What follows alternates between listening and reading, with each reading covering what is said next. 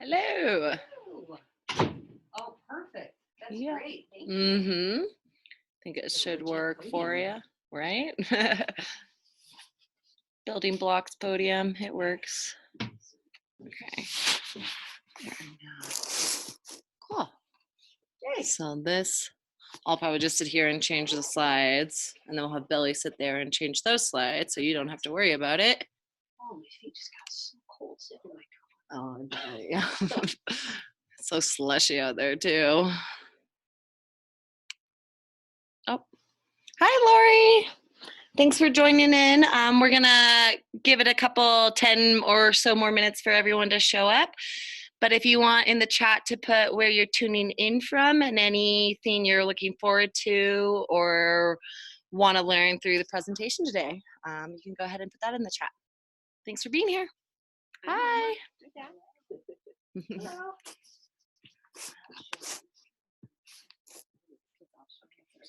Yeah.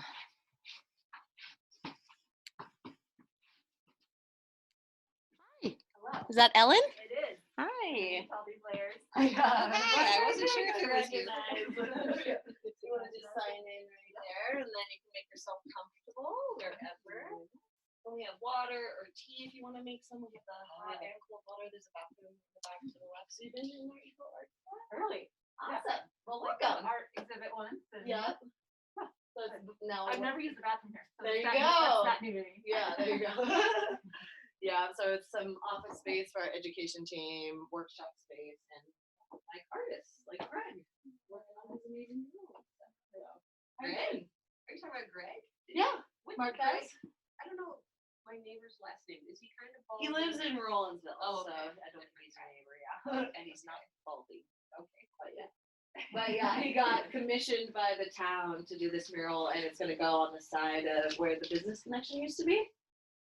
So he needed a space that was safe to paint in the winter.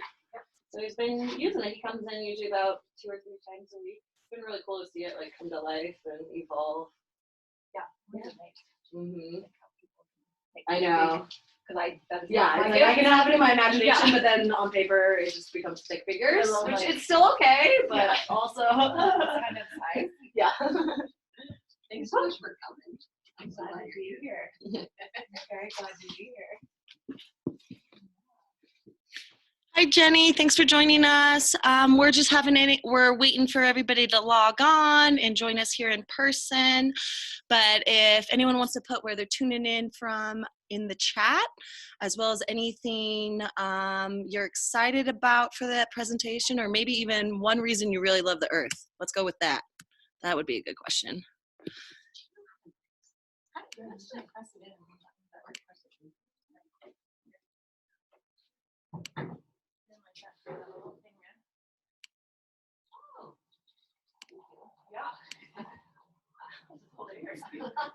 Milton, Maine. Awesome.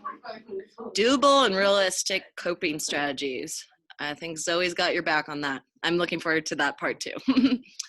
All right. If anything else comes to mind, questions or things you're excited about learning or hearing or requests for Zoe or things you love about the earth, just go ahead and put them in the chat. And we'll be back and forth. We should be starting right around 3 o'clock in about 5 minutes. That's amazing.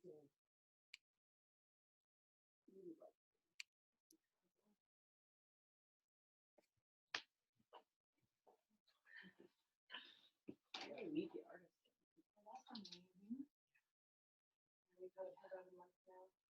Did she make it in here?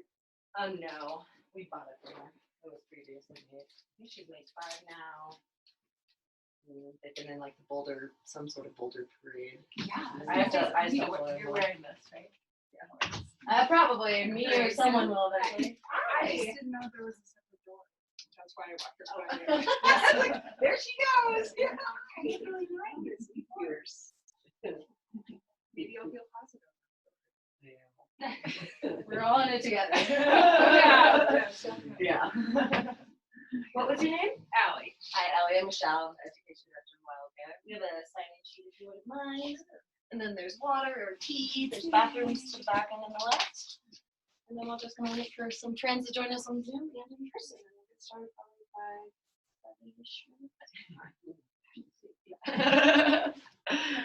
It's a good goal.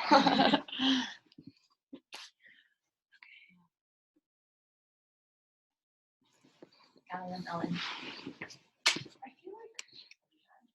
Yes, but it's a small community. Hi, everyone joining on Zoom. My name is Michelle. I'm the Education Director of Wild Bear. We're just waiting for some more folks to log on. So in the chat, you can put anything you're excited about, where you're coming from, and why you love the earth.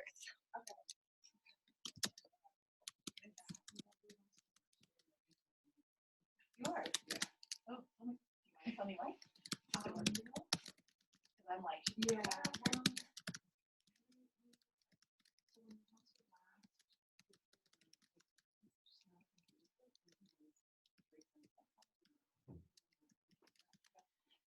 And so it just looks like right, I hate it too. We're not going to do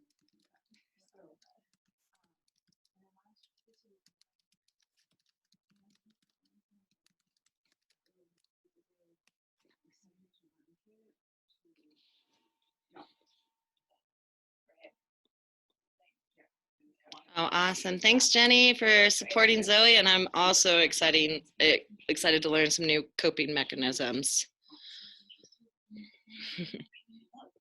Cool. All right. Hi, Liz. Hi, Kim, Jenny, Mary, Lori. All right, just give us a few more minutes, but if you have any questions or want to answer my questions in the chat, go ahead. And once again, my name is Michelle. I'm the Education Director here at Wild Bear. Thanks for joining us via Zoom. And just a heads up, towards the end, when we get to more of a discussion place, I will be able to unmute anyone who wants to express anything, questions, or that sort of thing. But during the bulk of the presentation, we'll just keep it in webinar format, but you can communicate via chat as well.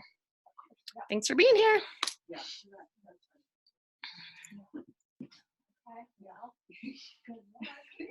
I'm sure we'll all work out wonderfully. Yeah. Yeah, you were actually always on a hybrid program. Right. No,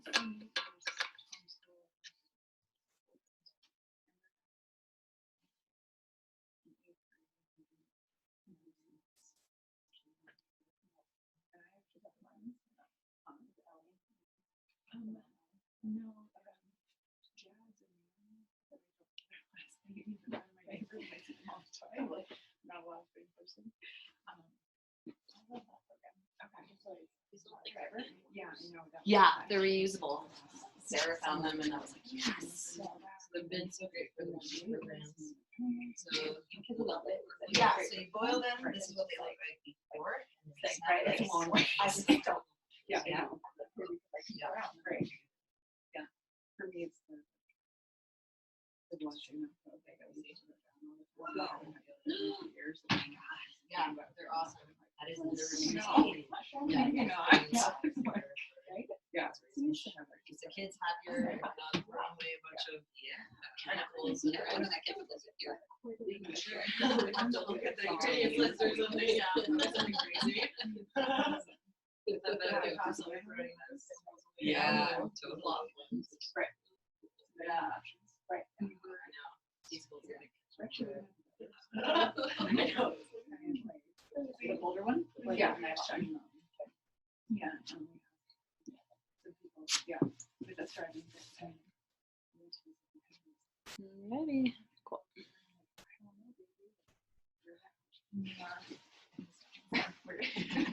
So just FYI, on Zoom, the webinar says they can't speak. Oh, they But they can via chat at the end if we do like a discussion. If they want, I can unmute them so they can speak for this one. But usually just assume to have like 7 people. Yeah. So that's just this format. So they're already kind of going in the chat. But then if there's any point you want to have them vocalize anything, I can select who would want to speak and you can unmute them. I'm fine with unmuting them all to start out with. Okay. Cool. Because I will be asking, hey, Yeah. Sounds I good. will be Hi, asking. Billy. Yeah. Kind of as we go. Yeah. People to. Because yours is a little more, it's a little different than some of the ones we have done. And if they're like, good way. Hi, how are you? Good. Good. If they make too much noise, we can always punish them by meeting them.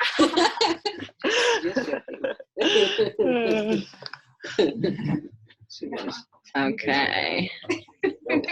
Yep.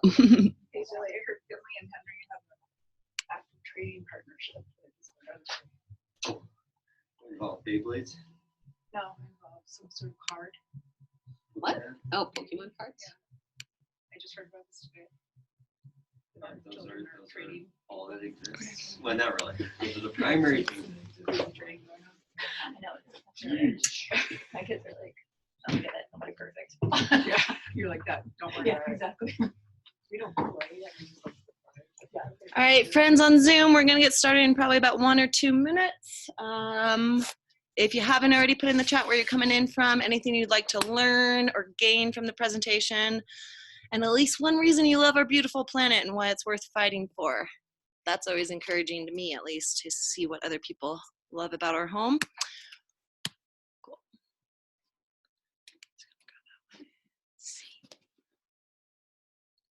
And then here's Zoe. Hi. Hi. I was trying to sneak in. We're going to go ahead and unmute all of you. Doesn't mean you have to say anything, but that way if Zoe asks some questions or if you have something to say, we can get participation from all of you as well.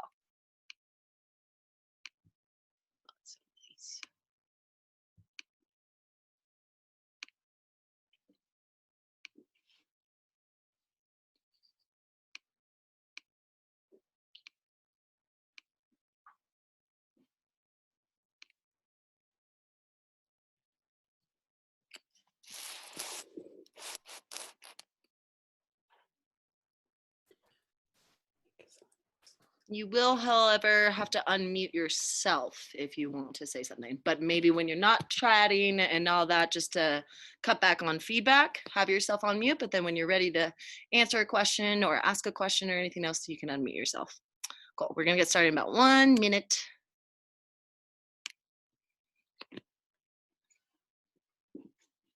Zoe, I have a job for you if you want to help us out.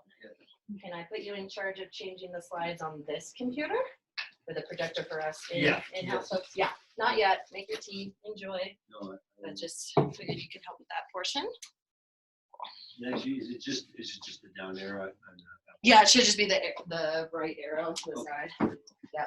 Actually, You can also use the mouse on the screen, but the arrow should be fine. you said this is going to be recorded and put on Yes. YouTube. Okay.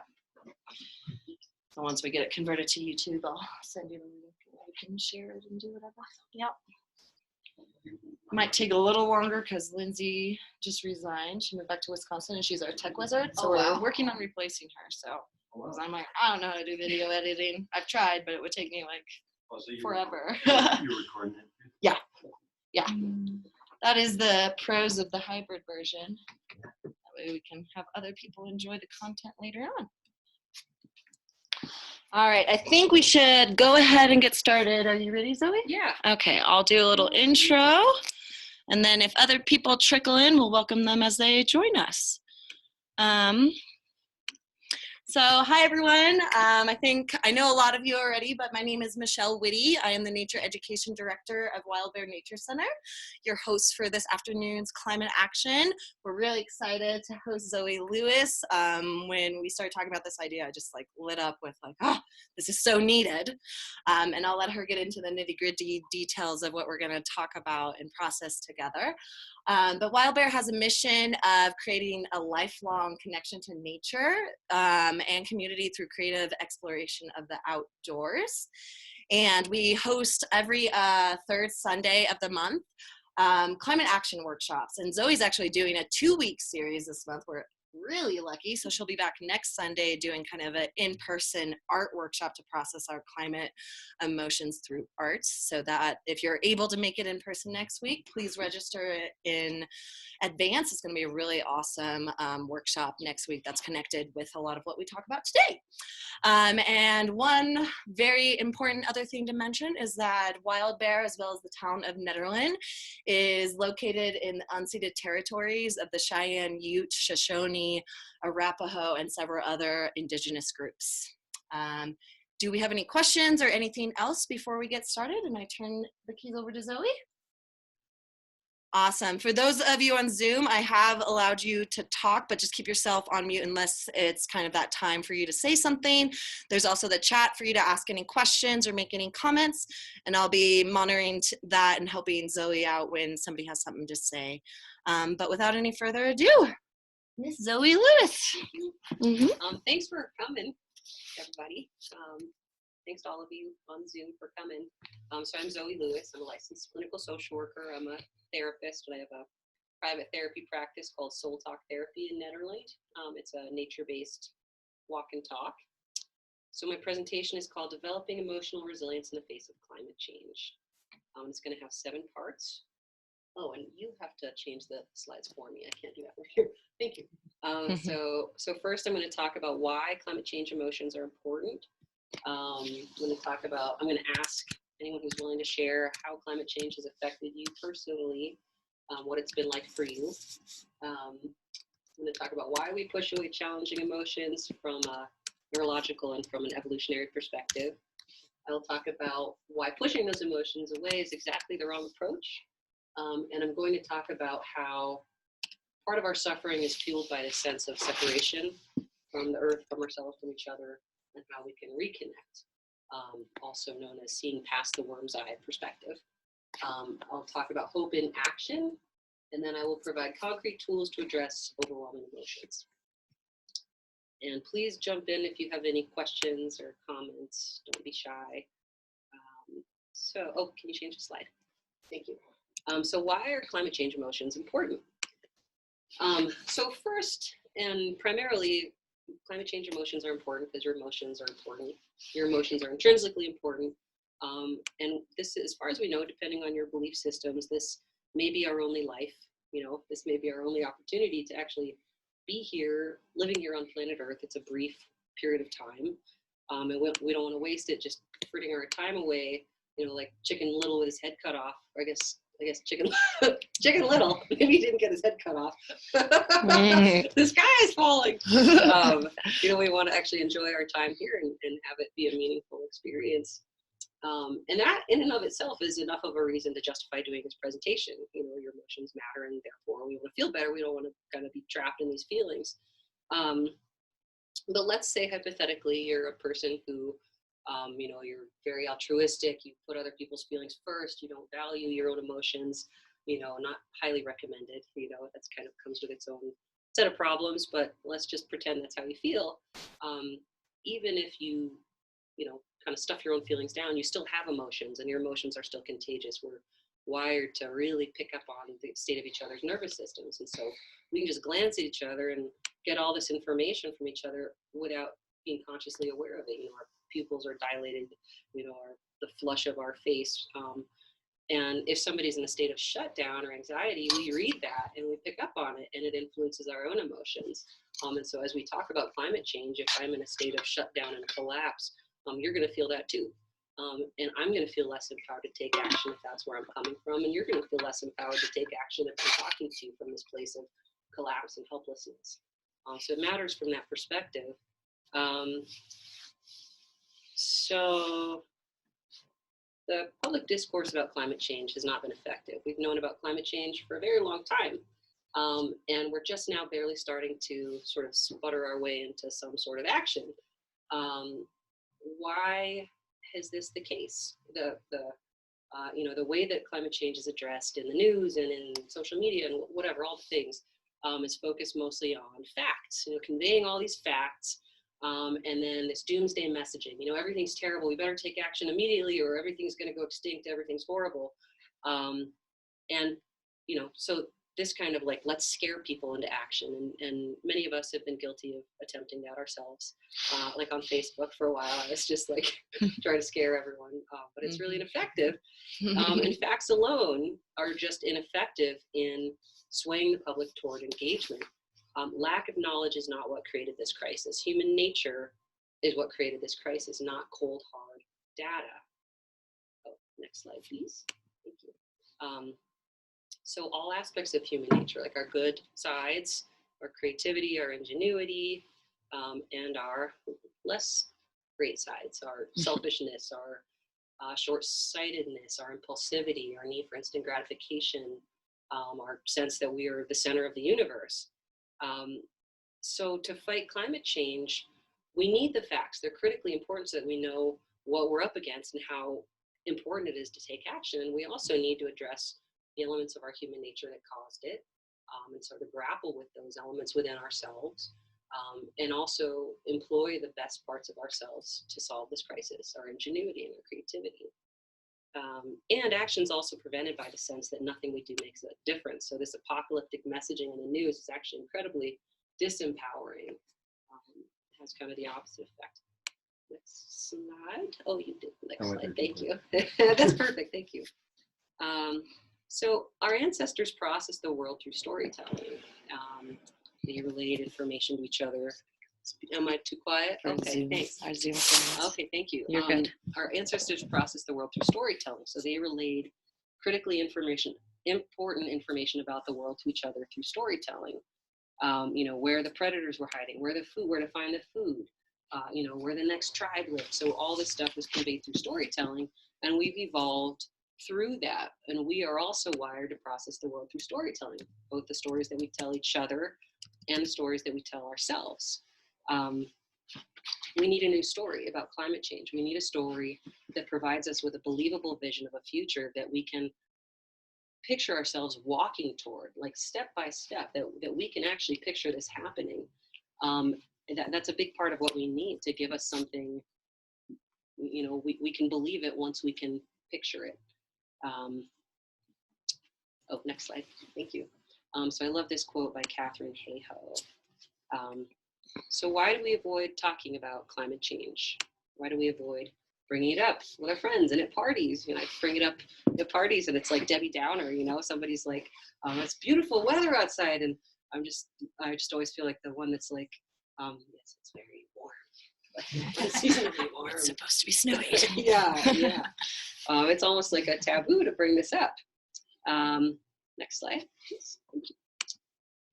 So now I want to ask you guys in the room and you guys on Zoom, if anyone is willing to share, and this is optional, but highly encouraged to share, how is climate change affecting you personally? And don't be shy, because it's affecting all of us. So if anybody's willing to share right now, go for it.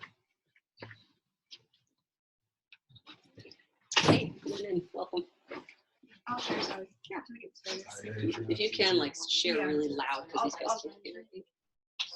But it's good. So I'm in the profession I'm in because of climate change, and I'm gonna cry just hearing people. That's all right. I love living here, and every fall I think about moving, and I'm terrified for my kids. That's in a nutshell. Totally. Yeah.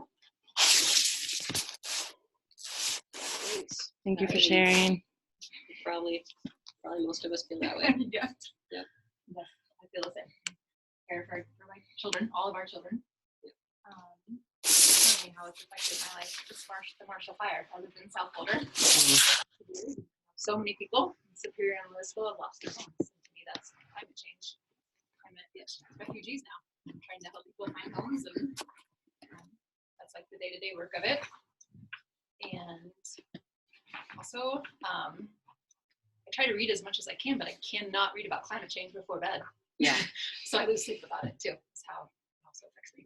Yeah. I have to has to be a morning thing. This is a little late for me, but I'm going to be up right tonight. I'll go home and do some self-care. Right, exactly. Thank you. Yes. Thanks for being willing to share. Anybody else? Okay. Anyone on Zoom feel like they want to express anything? Or anyone else in the room? I will speak.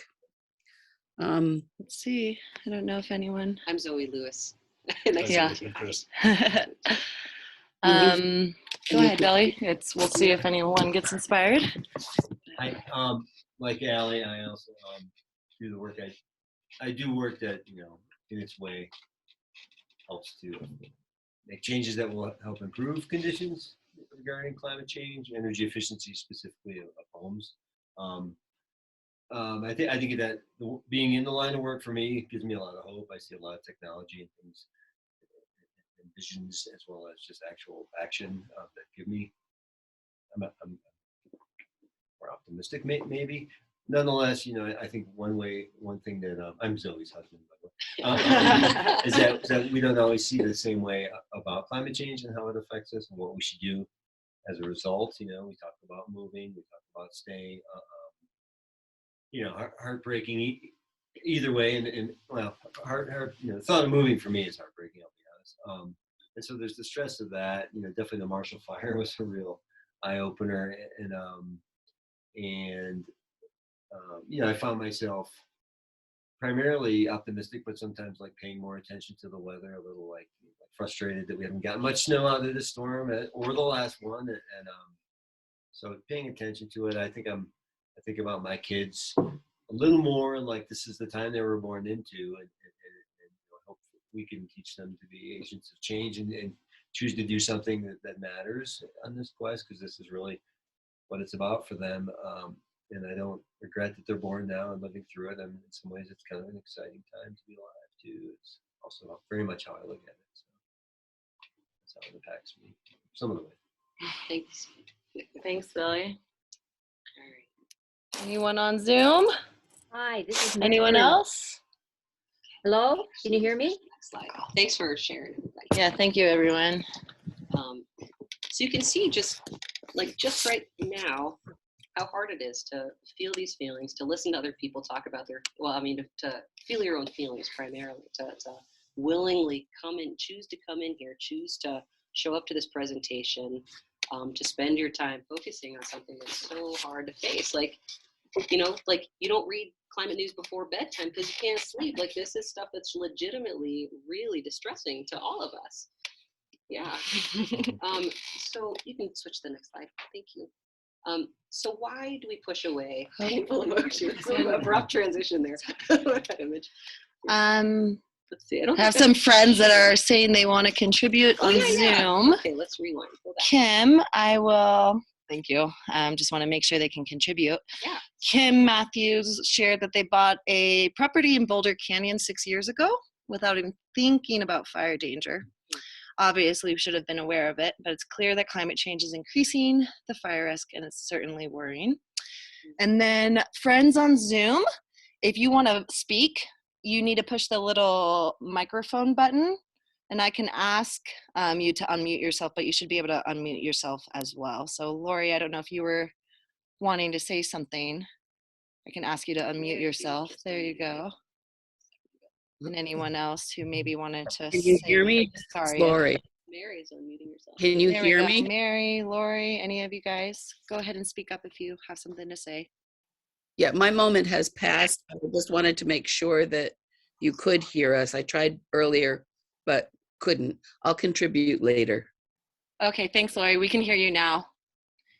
Anyone else had anything to share now? Or we'll have time for sharing more later as well, but want to make sure everybody has a chance. Hi, this is Mary. Can you hear me? Yes, we can. Thanks, Mary. Good. Hi, Zoe. Hi. It's so nice to see you. This is You too. wonderful. Thanks for Yeah. coming. So, you know, that's a big question. How is climate change impacting you? But I think it's also a simple question. It's impacting us in every way. And I've lived in Maryland for a very long time, and the weather changes and changes in so many ways. But anyway, I think it also impacts us, you know, in a spiritual way, physical way, an emotional way. And the big thing for me, and this is what I see with my grandson and his friend cohort, it affects us in thinking about the future. Yeah. And I think that's where the despair comes in. Yeah. So Yeah. I'm really glad you're doing this, Zoe. Thanks, Mary. Thanks for speaking up too. Yeah, that feeling of despair and fear for the future is really common, really pervasive. Kind of amongst our kids, you know, that's the hard part amongst our kids. Yeah, absolutely. Thank you. You're welcome. So we're gonna jump forward now to why do we push away painful emotions? Slide suddenly seems really insensitive. But it's making people laugh, so there we go. So we push away painful emotions, obviously, because they're painful and I don't want to feel them. The end, you know. But it's not quite that simple. we push them away for neurological reasons and reasons related to our evolution as well. So our brain processes challenging emotions through a lens of danger. So the same part of our brain lights up when we are in physical pain, as emotional pain, as if there's like a lion stalking us, if we're in physical danger. So can you go to the next slide? So here's a lion stalking you. And when we face an actual survival threat in the moment, we're survival machines. We're hardwired for survival. And so when we face a survival threat, all this stuff happens in our body. So that's pretty amazing. And it happens in a microsecond, like our pupils dilate, our saliva thickens, our heart beats faster, our respiration rate accelerates, to turbocharge our bodies, to send all this blood rushing to the major muscle groups in our bodies in a fight or flight response. So, you know, our quads, hamstrings, glutes, psoas are like the primary muscles that first activate when we're in a fight or flight response. And that's great if we are, you know, confronted by a predator that we can run from and that we can effectively fight. So you've probably seen stories in the news about sort of illustrating this, about like a, you know, car accidentally rolls over like a child's leg. And then the mother sees this from the window and like sprints out the door and lifts the car off the child. You've all seen stuff like this in the news. That's the fight or flight response. So she's turbocharged. She's like, like Hulk Hogan, incredibly powerful in that moment. That's what happens in your body. All that energy gets mobilized in your body. So that illustrates fight or flight. And that's great if we can run or can fight. Not so great if the predator's bigger or stronger or faster than us. And when that's the case, our nervous system makes the instantaneous decision, you're gonna die or be eaten if you try to run or try to fight. And so your option is to go into the freeze response. So if you've ever watched like a National Geographic video, this looks like the lion catches the impala, and the impala is like limp in the lion's mouth, but it's not dead yet. Like the lion hasn't even like killed it yet. It's just, it looks dead. It's not blinking. It's not breathing. It's frozen. That's the freeze response. And that's like nature's last ditch effort to make you survive. Like maybe if the lion thinks I'm dead meat, it'll leave me alone. And that's a pretty merciful state. In that state, it's kind of a state of unreality. Things don't quite seem real. You sort of can feel like you're sort of floating out of your body. You don't feel as much physical or emotional pain. So it's kind of like a nice, like, you know, it's kind of a nice thing that nature does. Climate change is a predator that we can't run from and we can't fight. And so what do? We go into the freeze response. Maybe we don't go into full shutdown like the impala, but we go, it's kind of a spectrum. Maybe we go kind of to some state of collapse, some state of paralysis. And so that, what does that feel like? It feels like shutdown, hopelessness, despair, paralysis. And that's a pretty brutal place to be. That's incredibly hopeless way to feel. You know, and the media really fuels this response by sending us these apocalyptic messages, you know, telling us like, you're gonna die, you're gonna die, you're gonna die. And then also telling us like nothing individuals do matter. It's all like higher up, the politicians are really the ones in power. So our amygdala, which is the fight or flight center of our brain, it's like the size and shape of an almond in the middle of our brain, you know, tells us to fight or flight. Our amygdala gets the message like you're gonna be killed and there's nothing you can do about it. That's fantastic, right? Like totally disempowering. And so, so we go into some version of the freeze response. So what do we do? Where do we turn? Next slide. Thank you. So it's very natural to want to get away from these feelings. And we try to get away from them and push them away in a million different ways. Like the obvious ways, drinking, doing drugs, smoking, you know, smoking pot, using our screens. My husband knows when I'm stressed out because I'll be in the bathroom with the door shut watching videos of kittens playing with each other. That's a version of the avoiding feelings, kind of this paralysis. It's all a spectrum, you know.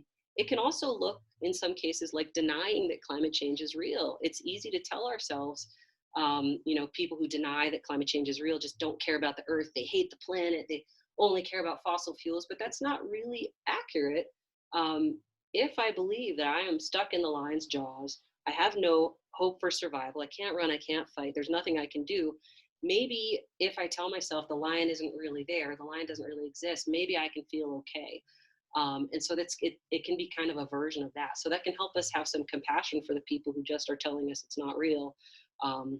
because we're in the same boat. We are feeling the same thing. It all comes from a place of overwhelm. Most of us, the vast majority of people on Earth, actually really love the planet. We all live on it. You tend to, really care about, the vessel keeping us alive. So anxiety itself is not dangerous. Being anxious about scary visions of the future is different from actually living those things in the present moment. Our emotions can't kill us. Our efforts to avoid our emotions can, doing all these coping mechanisms that we turn to. Next slide.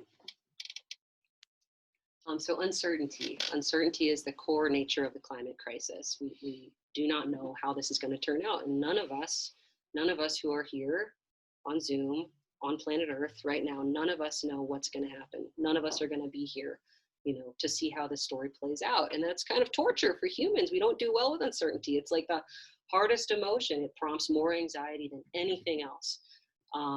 Worrying is an attempt to resolve anxiety, and anxiety is exacerbated by worrying. So it's this vicious cycle. We get stuck in it. And we try to avoid the anxiety of uncertainty by predicting the future. And you can hear your friends predicting the future. You can read very intelligent articles written by people who are predicting the future, saying things like there's no hope, or humanity's going to go extinct, or whatever, all the whatever stories you can think of. And nobody's qualified to predict the future. Nobody actually knows what's going to happen 5 minutes from now. Maybe an airplane is going to,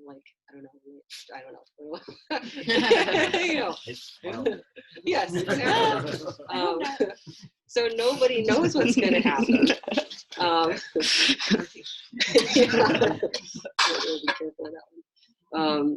We almost always predict a negative future. You almost never hear people say like, oh, it's going to be so great, in like 25 years, like things are just going to be wonderful. We almost always predict, the worst case possible scenario. And this is because of our negativity bias. And the negativity bias is just means we're evolved to pay more attention to negative information than positive information. And that's why we're alive, because our ancestors learned this. And so if we walk by a bush and there's a lion hiding next to the bush, and the lion pounces out at you and chases you home and you barely make it home, you're going to remember that for the rest of your life, and you're never going to walk by that bush again without a club. Let's say the next day you walk by another bush, and on the ground there's this beautiful flower. It's the most beautiful flower you've ever seen. It smells amazing. It's entrancing. You're almost hypnotized by the glory of it. It just makes you in love with the earth. You've never felt so happy in your life. Your brain, your nervous system says, well, that's nice. That's great. That was a fun experience. Not relevant to my survival. So your brain forgets about that information in about, 4 seconds. Well, not really, but your brain doesn't hold on to that information because it's not relevant to your survival. So this goes back to, we're hardwired for survival. We're survival machines. Thankfully, we are still here thanks to that negativity bias, but it's terrible for our mental health. It makes us anxious basket cases, walking around in this torture chamber of our own heads, just like, it's not very fun. Next slide. Thank you.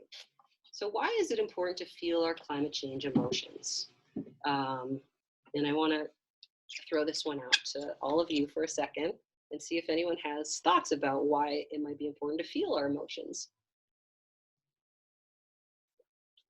It could create some energy to do something about it.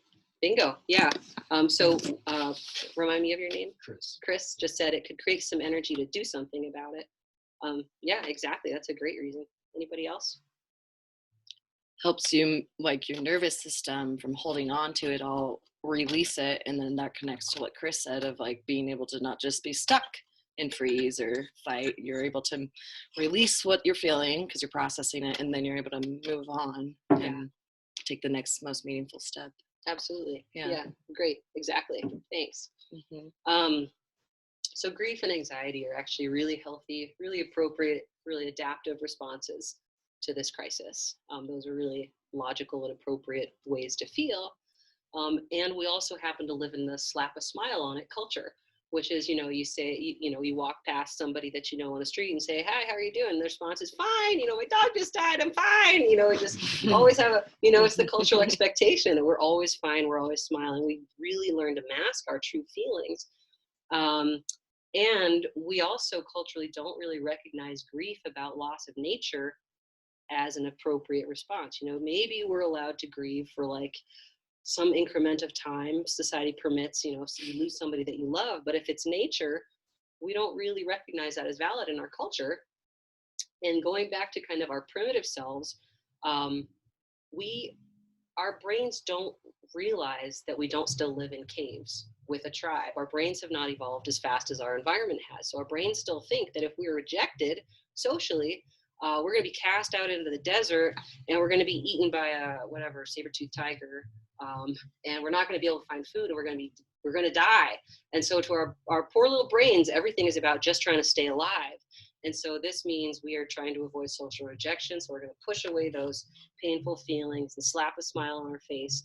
But unfortunately, this kind of avoidance makes us shut down. It keeps us stuck in those emotions. So if you hear a wolf howling outside your door, it's scarier to know that there's a wolf outside your door than to just crack your door open and just peek, how big is the wolf, just to get some information. Maybe it's a puppy, maybe it's a dog. Climate change isn't really a puppy, but it's scary to know there's a wolf outside your door than to see what size the wolf is. It gets bigger when you're avoiding it. And avoiding thinking about these things has this rebound effect where then we kind of think about it more. And avoiding it also reinforces this idea that what we're trying to avoid thinking about is incredibly dangerous. It's too dangerous even to think about. We can't face it. It really kind of fuels this idea. Facing our feelings allows us to tap into something bigger and connect with our deeper selves. Facing them also equals processing them. So if you've ever driven your car through a tunnel on the road and you turn off your car in the middle of a tunnel, if you leave your engine off, your car's just going to be stuck in this tunnel for the end of time. And it's kind of similar with our emotions. If we shut down our feelings and push them away, push them under the rug, avoid feeling them, they don't go away. They tend to grow. They get bigger. And they can they can sort of crystallize and turn into like depression, despair, and not be so adaptive. Grieving also allows us to confront and accept the reality that the world as we have known it is forever changed. And that's a harsh reality to grasp. It allows us to sort of digest this and then identify a new reality that we can embrace with our hearts and move toward, give us a sense of meaning and purpose and love and joy and in the world as it is. Grieving loss clarifies and intensifies what matters the most to us. And it can help us focus on how we want to move forward. So if you've ever lost, a person or a pet or something that you love and healed from it, what's allowed you to heal has been that you opened yourself to what was there. You let the feelings in, you allowed yourself to feel them, and you moved through it. It's similar with climate change. Grief really is the path to hope and compassion, and it can be one of our greatest allies in fighting climate change. We grieve because we love the world so much. We wouldn't grieve if we didn't love the place that we live. And if we can understand our feelings as love, we'll do anything to protect the world that we live in. It ultimately leads to action. So how do we do that? We talk about, feeling your feelings. And if you are in the habit of avoiding your feelings and pushing them away for so long, it can be hard to sort of figure out how to let them in, especially when our brain registers them as dangerous. How do we do that? If you're really stuck, you can get help from a therapist. A therapist can help sort of guide you through them. We got to process them, feel them in our bodies. All emotions take up residence in our bodies. All emotions have a place in our body. So right now, as you're listening, just identify in your own body, what physical feelings do you have? So notice in your body areas of tension or discomfort or tightness. That's where your body's trying to hold those emotions for you. And when we push away our feelings, it can cause a whole ton of problems, including chronic pain. So next slide, please. Oh, you did. Oh, You're psychic. I think it's yeah. Thank you. So I love this quote by Jiwa Woodbury. And Tara Brach talks a lot about this spiritual container in her work. And Tara Brock, if you're not familiar with her, she's wonderful. She's a public speaker. She's an author and a meditation guide. She's also a therapist, I'm pretty sure. And she talks about the spiritual container. Next slide. She talks about how a big part of what fuels our suffering is this. Oops, oh, no, the words are gone. Oh. That's very weird. It's supposed to say. There they go. Oh, there we go. That was very delightful. She talks about how suffering is fueled by this sense of separation. That we're somehow separate from every other living thing on earth. We're separate from our own hearts, our own bodies, and from each other and from all living things. And she talks about how this is just an illusion, that all of us are really the same life force. We're all one and the same. She says when we feel ourselves suffering, it's because our sense of identity is too small in that moment. Our sense of being is confined in too small of a container. Earth is not just like this Tupperware container that holds our brains and our bodies. We are the Tupperware container. And what we need to do is really widen our identities to encompass all living things. We're part of each other. We're interdependent with every other living being. And change is really possible only if we recognize people and planet are one and the same. And so this means we're not alone. We're not alone in our suffering. We're part of this breathing, living, vast planet that supports us, that we are part of. She also calls this, I forget if I said this already, the egoic trance. Some other people call it the worm's eye perspective. I can't remember who calls it that. And we all know what this feels like. This is the sense of, this little voice in our own heads, narrating our own lived experience. And it sounds different for different people and in different parts of the country. In Boulder, it can sound like, I need to go buy more green tea because green tea is what's it called? Anti-carcinogenic.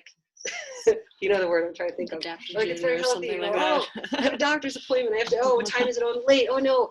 Oh, I got to pick up my kids from school. It's like, if you write down on your hand all the things that you think about, including climate change, you hold your hand right in front of your face, this is all that you see, and this is your only sense of reality. But actually, if you move your hand farther away from your face, those things are still there. They're still true. They're still important. And there's this much vaster picture of reality that this is just eclipsing kind of this broader reality that we're just oblivious to. We're just missing when we're so focused on ourselves and even our own suffering, even, the things that are so true to us here. It doesn't eliminate the importance of what we're going through, but it's just one tiny speck of the big picture. So this egoic trance really is what has led us to destroy the earth. It's a sense of profiting. Yeah, that's fine, thanks. Profiting from power over separation from nature. The earth's not just here to support us. It's we've got to shift from our self-centeredness as a species, and even within ourselves, like from this, like we all know how that feels, like it or not. Okay, so the work that reconnects. This is Tara Brock talking here as well. So if this sense of separation is what fuels our suffering, how do we rebuild a sense of connection? So she identifies 4 spiritual practices through which we can approach this to reconnect and widen our identities. So first she talks about First she talks about reconnecting to our natural world, really identifying we truly belong to our world. We belong to the same aliveness. We do live in Boulder, so it's okay for me to talk this way. If we were in Texas, it'd be a little different. We need more of it anyway. We're part of the same living, breathing organism. She talks about fellowship with other humans, remembering we're facing these times together. And I imagine, I'm probably not the only one here who has thought, like, why did this have to happen during my lifetime and during my kids' lifetimes? Like, why couldn't this happen during a different period in humanity? Like, why now? But here we are, and we're all here on planet Earth together at the same time. We are all the people during this brief window of time for whom this is our struggle. And we get so, separated, you're a Republican, I'm a Democrat, blah, blah, blah. We get so polarized, but, we're really missing the picture that this is all of our fight. And this is our tribe. This is our community. Here we are together. Mr. Rogers' mom told him to remember the helpers. And I don't know if he was like sad about something when she told him that, but you know, never before have so many people been so focused on trying to save the planet, trying to heal the earth, trying to do everything that they can. And we're not alone in our efforts. We're in good company. The vast majority of people on earth care deeply about this. Tara Brach talks about reconnecting to the flow of time and extending our sense of belonging through time. So we're not just like individuals removed from past and future. We're not just like, we weren't just dropped here out of the sky, out of nowhere. We belong to this infinite flow of life. We belong to our ancestors. So we, not just our grandparents and great grandparents, but also like the first little wormy things that crawled out of the sea and the single celled organisms before them, those are our ancestors and we are their continuation. We carry them within us. And just like we might like to tell ourselves that our kids belong to us, we also belong to the little wormy guys and the little single cell organisms. Just as the people of the future belong to us and we belong to them, our actions impact them. And so we can think, forward to our wishes for the people of the future. What are my hopes for the people of the future? What are our wishes for them? And then last, she talks about reconnecting to who we're becoming. So sensing who am I becoming? And can you sense within yourself your own awakening, your own awakening, your own increasing capacity for love and connection and caring about our earth and about each other? How are you finding those glimmers within yourself now? As we widen, more and more of our actions can come from our hearts and from what we care about. Tara says, may this life be an expression of love in action. How can transformation happen through me? Next slide. So I love this quote by Martine Prechtel, becoming an ancestor worth descending from. Mm-hmm. So key is to channel our emotions into actions and learn to face our feelings without being consumed by them. Easier said than done. This is where the spiritual component that Tara Brach talks about comes in, finding a way to engage with this crisis from a place of love and gratitude and compassion and openness. Next slide. So true hope is not just magical thinking that makes us feel better. It's not just like a pretty snow globe that you put on your shelf and you watch the little pretty things sifting down and makes you feel better. True hope, hope without action is just an opiate. It's just that, that same state of paralysis. And it's just as paralyzing as despair. Hope can't be a prerequisite to action. The opposite is true. Can you turn? I love these quotes. I'm not going to read them to you. You can read them. Every single action matters. Every choice matters. And, it makes me so mad when I hear people say, nothing individuals do makes a difference. Sure, like we need big picture change, but that's such a disempowering message and it's just not true. Jiwa Woodbury, who's an author and eco-psychologist, says, the catastrophe could force us to heal our relationship with the natural world, and there is no room for despair in that. So this healing really does come through one action, one step, one person at a time. Next slide. So courage. Real quick, would it be safe to say that hope in action is more of a goal as opposed to hope? Like you have a goal that you're aiming for. Absolutely. So yeah. Pushes out the fear and everything else. Totally. That's such a great way to put it. Yeah, the goal is moving toward the action rather than just feeling this sort of pleasant state of bobbing around in your own lovely feelings of hope while you sit on your couch and yeah, that's a great point. So this is nice. This is nice to talk about. It like sounds very pretty. And it also takes just an incredible amount of courage from us to really to feel our own feelings, regardless of what's happening, in the present moment. Just facing our own feelings takes a huge amount of courage. And we're the culture that created the movie Rambo. And so we think about courage as like, okay, courage is like sword fighting a bad guy and you're like bloody and sweaty and you're angry and you're screaming. And like, that's one kind of courage, useful in some situations. But you can't really sword fight climate change. Courage, the kind of courage that we need in this situation, is a softer, more vulnerable kind of courage. I love this picture. It's really the essence of courage is being willing to feel our own vulnerability, being willing to feel our own emotions, that these emotions that all of us right now are feeling, as I'm looking at your faces, kind of, you know, like I know how that feels. It takes us a particular kind of courage. This is what allows us to respond to life with an undefended, wise heart. Brene Brown calls this wholeheartedness in kind of a different context, but you know, same idea. So we can ask ourselves, what does it mean for me to be courageous in this moment? Next slide. Thank you. So big picture. You know, we don't get many guarantees in life. Pretty much the only guarantee we get is that we're going to experience discomfort.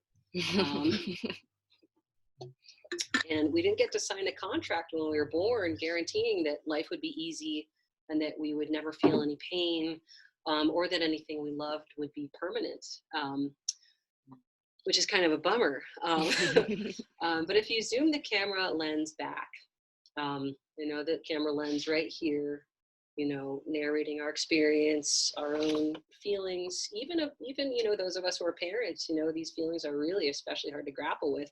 That hand is still right in front of our face. When we can pull that hand back, pull the camera lens back, we see incredible stuff happening in outer space, you know. I don't know if that's a black hole. My son said it was a white hole. I don't know if that's a real thing. Said it's a black hole when it dies, turns into a white hole, but whatever it is, you know, this amazing stuff is unfolding all the time, all around us in outer space, in every direction, just all the time. This, you know, catastrophic space storms and solar flares, you know, black holes are gobbling everything up. It's really, you know, new galaxies are born. Everything is constantly changing. Everything is constantly in flux. That's the nature of the universe, the nature of realities. Everything constantly changes. At no point in time was anything ever going to last forever. Even our own sun is a star, and stars have a lifespan. Even our own sun is going to burn out someday. So nothing was ever going to be permanent. So how can we find solid ground if nothing's permanent? How can we feel a sense of like, okay, there's some place for me to settle here. There's some place for me to like feel a sense of equilibrium and safety and stability. Next slide. So Sam Harris is a meditation instructor and author, and I think public speaker maybe. I'll talk more about him in a second. He says, we never arrive in life, however good or bad in life things seem, nothing lasts.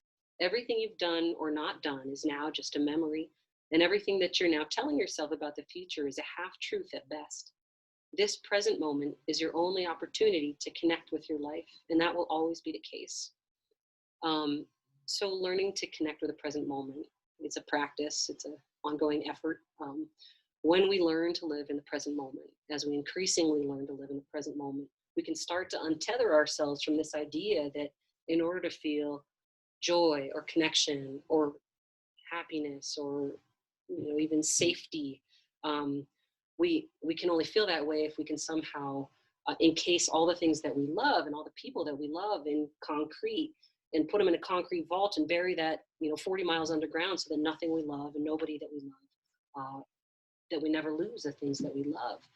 And that keeps us chained to the things that we love. It keeps us in this really small kind of prison.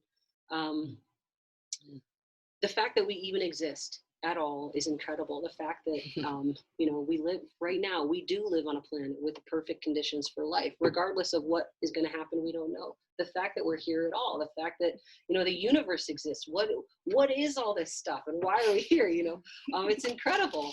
To us, this planet is our universe, and it's very important. It's a very important place in the universe. And to the universe, our planet is a speck of dust. It doesn't eliminate how important it is. It's just one tiny piece of the cosmos. It's surrounded by all this other stuff, asteroids and nebulas, you know, all this amazing stuff. When we can pull that camera lens back, pull our hand away from our own face, and contemplate really this bigger mystery of why we're here at all, we can connect with a much deeper sense of awe and a broader sense of reality and really find an anchor to something which is so much vaster than ourselves. Next slide. Okay, so last but not least, tools to address overwhelming emotions. So, you know, we talked about feeling your feelings, very important to feel your feelings. Feelings are sacred.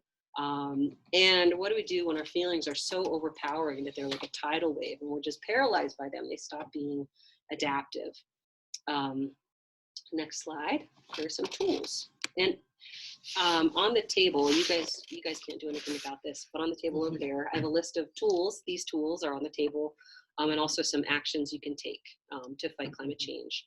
And if you guys on Zoom want me to email you this list, you will somehow need to give me your email address. I have all your Okay, guys' Michelle. emails, so Zoe and I will teamwork Okay, it to get it to you. Michelle's going to get your email addresses, and I will email this list to you. So let her know if you want me to email this to you. So taking action, the antidote, this is not my quote, the antidote to climate anxiety is action. So really figuring out what can you do, identifying your own unique skills. And this does not have to be like, I'm going to become the president or I'm going to become like a policymaker. This can be, what are your skills and interests and talents and experience and training? Each one of us has something unique to contribute, and all of us need to contribute what we can. And this can look like, you know, do you have a neighbor who has like a different political background than you? Are you willing to like strike up a friendly, challenging conversation with your neighbor? Are you willing to be the awkward Debbie Downer at the party who talks about climate change? You know, are you a writer or a teacher? Are you like, do you have talents that you can employ somehow? You know, artist, songwriter, can you use those talents to bring this in some way into the public eye? So next slide. Next coping tool for climate change is intense exercise. The more intense the exercise, the more effective it's going to be in reducing your anxiety. I'm not a doctor. Talk to your doctor first, so you can't sue me if you have a heart attack. You can sue your doctor. Sorry, Dad. My dad's a retired doctor. Next slide. Yin yoga. All yoga is really great for soothing the nervous system, especially yin yoga is really great. Next slide. We're going to go through these ones a little faster. Okay, tension trauma releasing exercises. You may not have heard of these, the abbreviated TRE. I'm certified in this. If anyone wants to learn it, I can teach you. I can teach you over Zoom if you want. It's a series of exercises that fatigue and activate the major muscles involved in a fight or flight response that we talked about earlier, with the end goal being that your muscles tremble. You tremble like a bunny that just escaped from a fox, and this allows your body and your nervous system to release that pent-up energy of a thwarted fight or flight response. So right now, all of our nervous systems are in some, probably, you know, most likely are in some low-grade state of like quiver. So this allows you to kind of get that energy out so that you can act from, you know, your prefrontal cortex instead of your kind of survival center. Really useful. Next slide. Progressive muscle relaxation, and we're going to do this really quick if you are willing. So we're going to go through this briefly. You'd go through this probably much faster on your own. We're going to kind of go through it at warp speed so you can kind of feel what it's like. So get yourself comfortable, make any adjustments you need to make. And we're going to progressively tense and release one muscle group in our body at a time. So we're going to start with our feet, and you're going to clench the muscle in your feet, and you can close your eyes. I'll close mine. I'm not looking at any of you. You're going to clench the muscles in your feet, tighten them up. You're going to hold them for 10 seconds. So pretend we just held them for 10 seconds. In real life, that's what you're going to do. Then you're going to let them go. Then you're going to tense the muscles in your quads and your shin, or just kidding, not quads, calves and your shins. Tense them up, hold them 10 seconds, let it go. And then you're going to move up into your quads and hamstrings, tighten them up as tight as you can, 10 seconds, let it go. And then your glutes, hips, tighten them up, really tighten them as tight as you can, and let it go. And then your lower stomach and your lower back, really tighten your lower stomach. That's where most of us hold much of our tension. Tight as you can, 10 seconds, let it go. Upper stomach, chest, upper back, really tight as you can. 10 seconds, let it go. Shoulders, arms, fists, make tight fists. Really feel the strength in your arms. Tighten them up as tight as you can. Hold it and let it go. neck, face, even your scalp. So you can make a terrible face. I'm making it and everyone's looking at me on Zoom. So you can make it too, no one's looking at you. Okay, hold it and let it go. Now we're gonna tighten everything up all at the same time. Everything, you just tighten, do it all at once. Hold it for 10 seconds and let it go. And then you notice right now what feels different in your body. And so this is a good place to start when you feel super overwhelmed by anxiety. You know, we all know meditation is good for you because you can read about that everywhere in every supermarket checkout place. But sometimes just going straight into meditation is just too hard when you're too kind of amped up. So this is a great place to start, kind of getting some of that energy out. Next slide. Thank you. Okay. Next, we're going to do diaphragmatic breathing or deep breathing. So as you're breathing, we're going to do this one too. It's going to take a couple minutes. So I'm assuming that everyone is willing to do this. And if you're not, you can just make an angry face and not do it. So deep breathing, the way that we breathe directly impacts the state of our nervous system. So when we're kids, when we're babies, we naturally inhale and our bellies get huge. No, wait, I think I said that backwards. Did I say that backwards? We inhale and our bellies go in, we exhale. See, I'm all nervous when I'm saying all screwy. Yeah, thank you. I know how to teach this, I'm just nervous on my words. You're doing great. Babies know how to breathe properly, but when we get to be adults, we experience stress, and so our breathing, we naturally start breathing, taking shorter, shallower breaths. And each time we take a shorter, shallower breath, that breath tells our amygdala, that same fight or flight center in our brain, that you're in danger. You're in danger, there's some threat, there's some survival threat. So we take however many thousands of breaths per day. By the end of the day, our amygdala thinks there's a tiger in the room. We never found the tiger, so we can't fall asleep if we never found the tiger. And that's why when we have anxiety, sometimes it's hard to sleep. And so we can sort of interrupt this process with the way that we breathe. So right now, put your hand on your chest, put your other hand on your belly button. Just notice your breathing. So notice how deep or shallow. And if you notice that most of the motion is happening in your chest, see if you can kind of turn that upside down. So try to inhale and have your breath go all the way down to the lower part of your lungs. So you should be able to feel your belly expanding as you inhale. You don't have to try to contract it as you exhale. That naturally happens. So this means you got to relax the muscles in your lower belly to let that air all the way in. So the muscles along your pelvic floor, think of your pelvis as a bowl. You got to relax all those muscles. And this is very counterintuitive when you feel anxious because your lower belly wants to contract so that you can be ready for that fight or flight response. So intentionally relaxing your belly muscles takes some practice. So inhaling and counting to 3, taking a long inhale, 1, 2, 3. Exhale, count to 6 in your head. 4, 5, 6. We'll do this a few more times. Inhale. Exhale. Inhale, letting your belly puff out into your bottom hand. Exhale. Last one. Inhale. Exhale.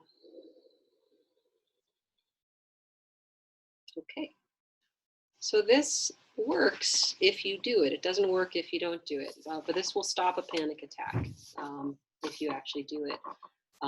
It changes the carbon dioxide concentration in your blood. It also stimulates your vagus nerve, and it also releases nitric oxide into your brain. So 3 things this does to reduce panic and reduce anxiety and increase feelings of safety.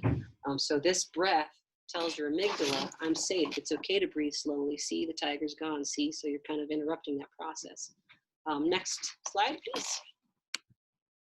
Thank you. So grounding with the 5 senses, and this kind of goes hand in hand with the next slide as well. So this is really, we're talking about mindfulness. This is one way into mindfulness. So saying out loud when you feel anxious, 5 things that you can see, naming them as specifically as you can, saying out loud 4 things you can feel with your skin, 3 things you can hear, 2 things you can smell, 1 thing you can touch. There's no reason why it's like 5, 4, 3, 2, 1 in that order. You can switch the order around. Just trying to bring your prefrontal cortex online.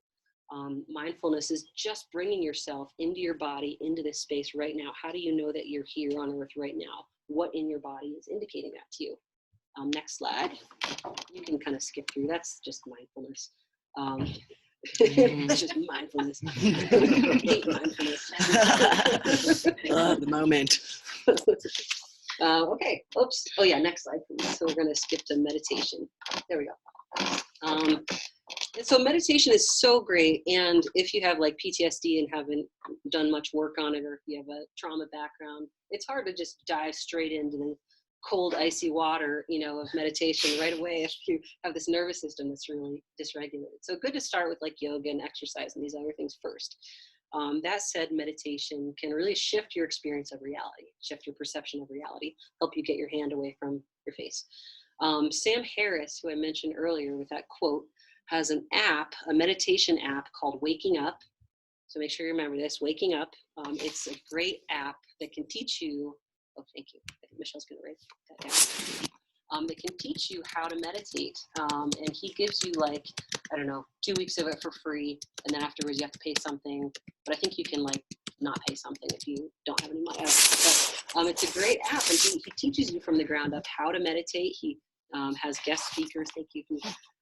Teach a bunch of different styles of meditation.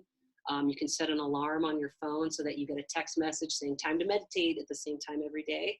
And it's the only way I've been able to actually start meditating because of this app. So it's really fantastic. He's just wonderful. Next slide, please. Scheduling your worry time. So really concentrating your worry time so that, you fulfill your obligation to worry, your responsibility to worry, but you do it in a really concentrated way, and you're not like skipping this obligation, but you do it at the same time every day. So you set an alarm, and then you worry for no more than 10 minutes, and you do it in the same place and the same time. I guess I said that like 3 times. You can put objects, put little meaningful worry objects in your or in your worry location to really help you focus your energy. Next slide. Interesting. Social connection. When we're very stressed or traumatized or scared, our social engagement system goes offline because, it doesn't make a whole lot of sense to connect with your friends about how they're doing, catch up on how their parents are doing when there's a tiger stalking you, and that's what your brain thinks.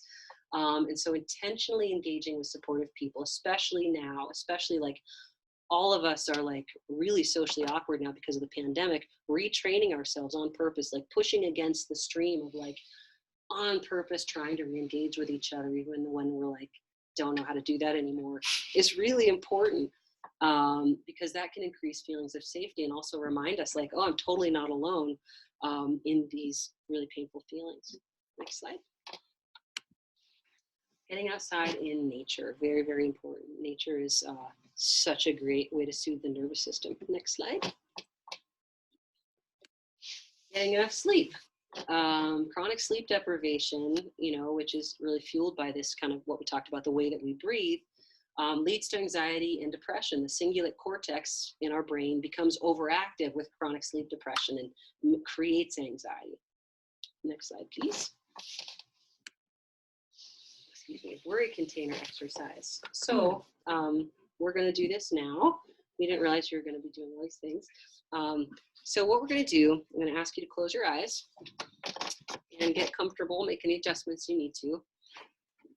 And, oops, what did I just do? My PowerPoint disappeared. Oh, there it is, okay. So just go ahead and visualize some kind of a container, and you're going to put all your worries into this. So picture what this container is going to look like. So it's got to be big enough and heavy enough, made of the proper material to contain all your worries. It's got to have some kind of a lid, and you got to figure out, does it need a lock on the lid or what?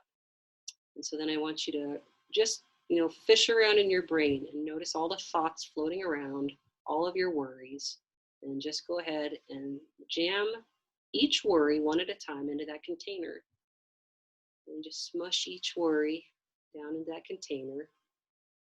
And then search around in your mind with the next worry. And you might have to work kind of hard to get these worries to go in. Maybe you have to push them in with your foot or something. Be real aggressive here if you need to. Or maybe they just go right in, but whatever you need to do. And then just look in every nook and cranny of your mind. Just get every single worry in there. And then comb around, make sure you got everything.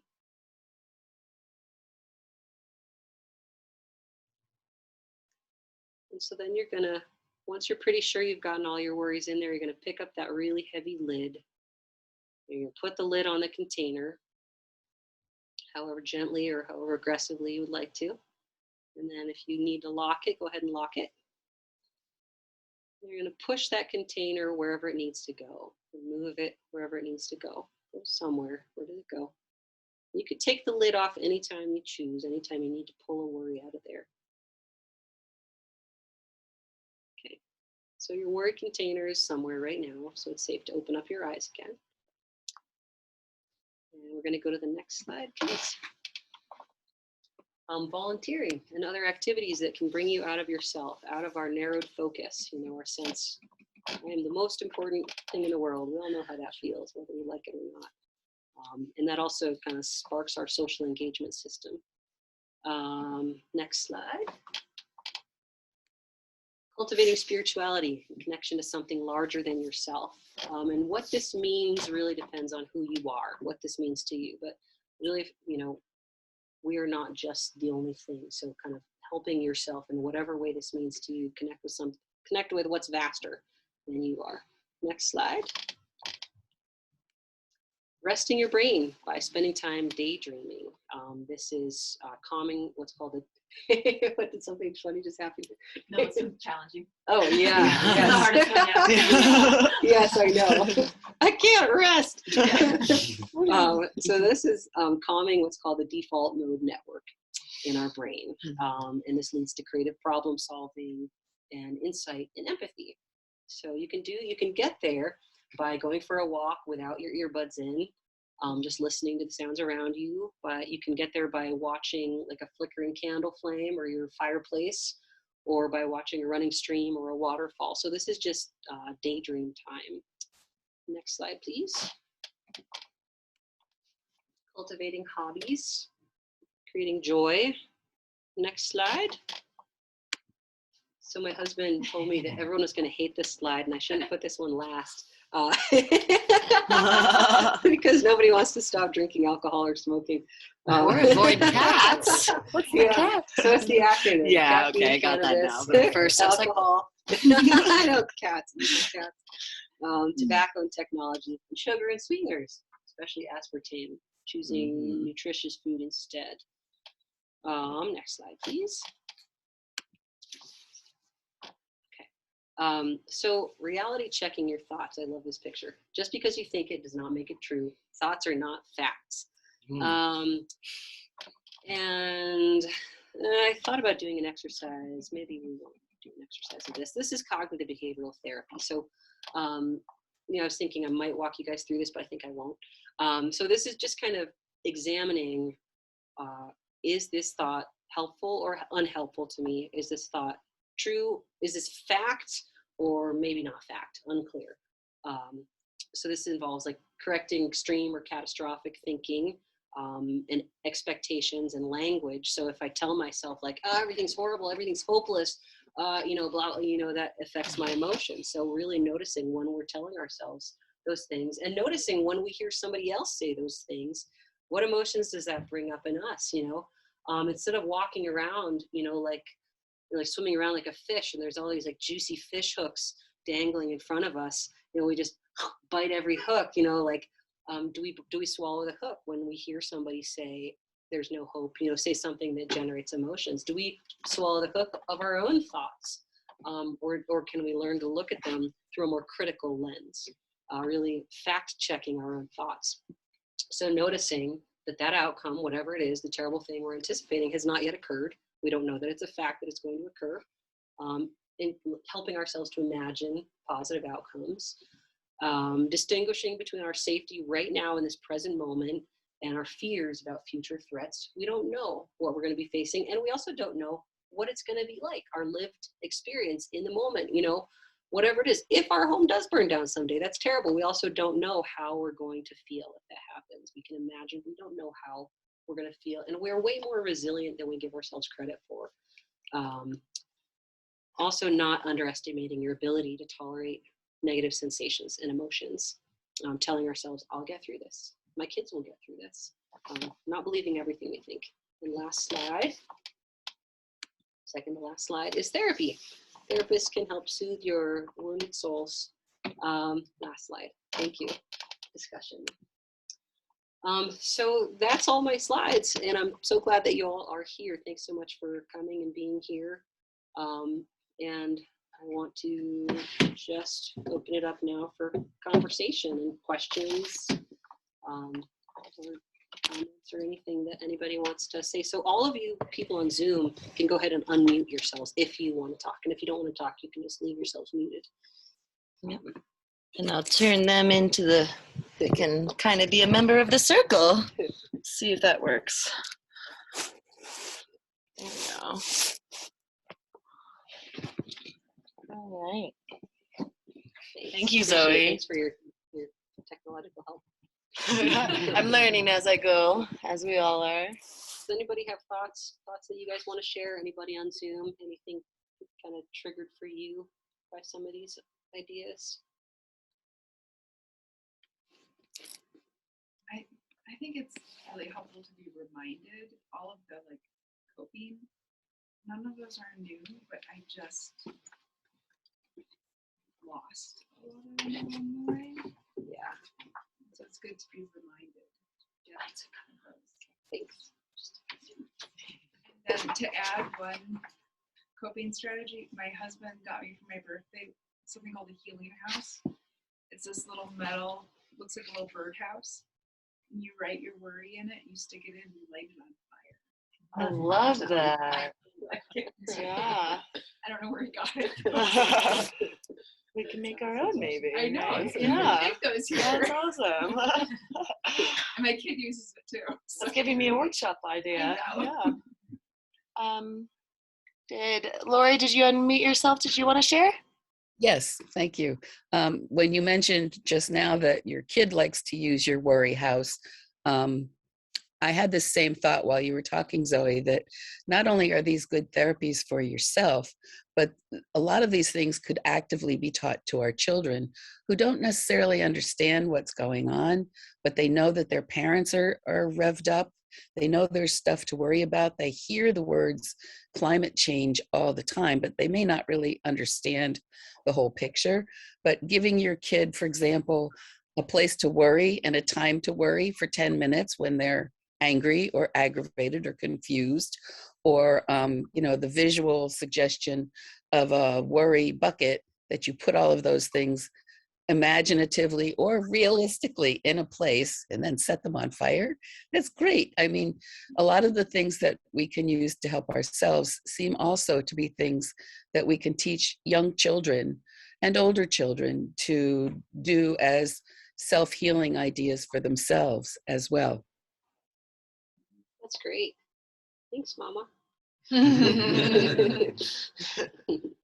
That really makes me think of, my job is teaching all ages, but often children, and I get stuck of like how to be the best mentor, how to not allow my own climate anxiety and emotions to like trickle down and to be a beacon of hope and of knowledge and of positivity. And I think whether you're a parent, a teacher, an aunt, just have kids in your life or just other people you care about, the more you're able to be honest and vulnerable, and that courage that takes, as well as stay in a zone of action and of like, I don't know what's going to happen, but I'm going to do this today because I can do this today.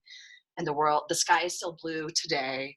The air is still breathable. So, and that's all we really have. And I think that if our children, whoever they are and however they're connected to us, see that, then they can grow up with those characteristics too, which are so important. We don't need to just like bury it or cover it with a smile. We have to face it in a true human way. So yeah. And that makes me think about what you said, Chris, about like resiliency and hope, like the hope action. Just the goal, it seems like to me, is instead of hope is this kind of feeling going nowhere. Right. In some ways for Yeah, me. totally. And, if I see it as a goal where, okay, I'm focusing on this, what I want to have happen, and then all the other things kind of go away. Yeah. Unless they don't go away, they're just sitting back there somewhere. Then you burn them. Yeah, then you burn them. In a little box. Yeah. Taped, so. When I was a kid, someone gave me these old South American words. Oh, yeah. Yeah. You tell your I worries have to them. those on my desk. Put them on your pillow. Yeah. They haunt Yeah, you. You have all the stressed out little dolls in here.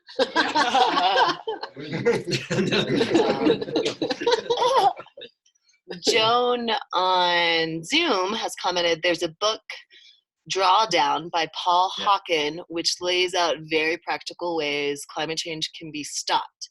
It inspired hope for me because it made it clear that it can be done. Yep, I've read parts of that. It's a good one. Yeah.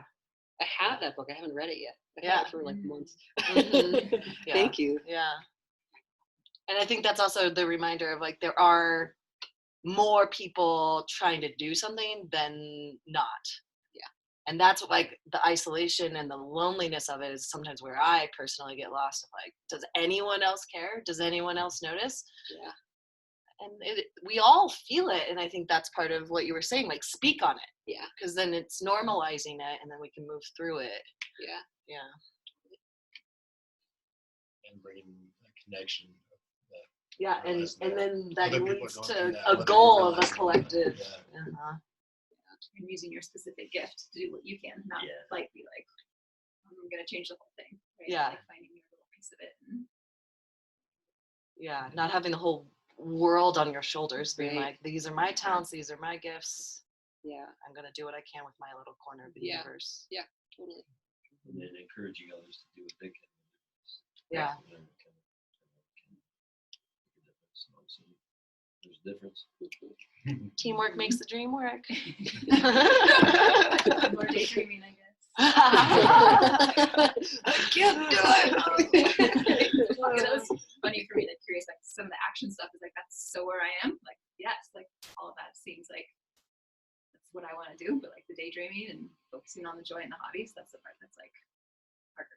Right. Totally. Remembering. Yeah. Pieces, Yeah. I can just be like, oh yeah, Yeah. I want to like do this work and get her done. Totally. Mhm. So thank you for that Thank reminder. you. Anyone else on Zoom want to either type or speak up and share anything that they gained from this or anything? It's so awkward. You have to like figure out where to unmute. I know. Okay. Yep. Yeah, All right. it's an exciting time to be alive. I like that perspective. Yeah. You know, because we're in Boulder County, it's like we, to go with the woo-woo, we chose to a degree to be alive at this time. Yeah. And so I do sometimes get stuck like, oh my gosh, like even just decision making in my life of like, where do I want to live? Yeah. How can I buy a house? Where would I buy it? Like all those things. Should I have children? Should I like, it's like, but I get to be alive during this crazy, awesome, like evolutionary time where humanity gets to prove, I don't like it to say it this way, but like we get to step up, Yeah. you know, Yep. and like show what we're really made out of. Right. And Yeah. it's exciting. It's powerful. Yeah. And it's scary as hell. But Yeah. But also that's okay. realizing how all the times have been crazy. Yeah, that too. That's We're not really living good. during the Depression Yeah, or that perspective. Salem witch trials Right. or whatever else Yeah. is Yeah. going on through history. So Totally. My mother, no, that's a good point. My mother was born in 1933 in the end of the Depression, and then she was 8 when World War II started, and she's one of the most resilient people I know. So Yeah. it shaped her. yeah. Yeah. In a good way. Yeah, I think we just know about it all, right? Like throughout history, people have been living through crazy times, but they didn't know about all the things happening You're right. Yeah. all across the world all at the same time. Yeah. The right? internet has made, yeah, Too. that, Makes this unique too. It is. And it's a global existential crisis that's affecting our planet and our home, whereas a lot of times in the history it was not isolated, but somewhat isolated of the depressions happening in this part of the world, the famines happening in this part of the world, or wars happening in this part of the world. This is literally everybody everywhere, no matter what color your skin is, your religion, your pocketbook, like everyone's impacted. And so I think that it is unique in that way. And not just humans, all of our relatives, non-living and living, are also. So that's where I get like, whoa.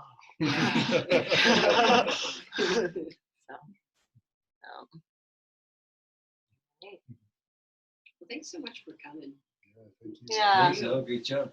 yeah, really good. This was medicine, so Good. thank you. Good. Yeah. Hear it. Yeah. Well, anybody on Zoom is welcome to chime in with any other final comments. I hope most of you can join us next week for a hands-on kind of art way of processing our climate emotions and other emotions with Zoe as well. Same time, same place. I'm looking forward to it. So yeah, thank you again, Zoe. Yep. And everybody in the room or on Zoom, I'll be sending out some of those resources Zoe mentioned. This was recorded, so it'll be on YouTube if you want to share it with family or friends or rewatch to process more. And I'm sure, Zoe, you're okay with anybody emailing you with questions or anything? Cool. Awesome. All right. Well, enjoy the rest of your afternoon wherever you might be. Take care, everybody. Thank you. Thanks, everybody. Mary says that was great. Thank you so much, Zoe. Thank you. Thanks, Mary. She says thanks. All right.